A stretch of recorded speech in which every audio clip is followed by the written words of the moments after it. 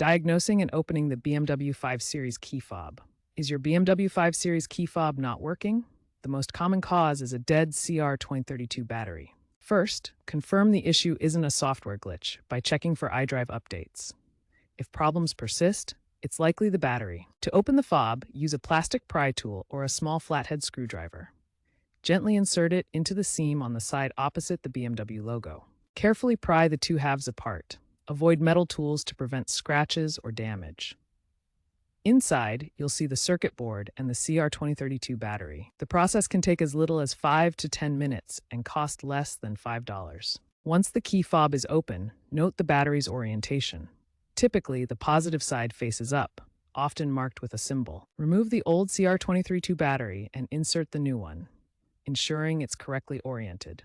Snap the key fob case back together until you hear a click. To test, stand about 10 to 20 feet from your BMW and try unlocking the doors. If it doesn't work immediately, reprogram the fob via the OBD2 port using a compatible scanner by cycling the ignition 3 to 5 times and following on-screen prompts. Always use a new, high-quality CR2032 battery from a reputable supplier to ensure a long lifespan.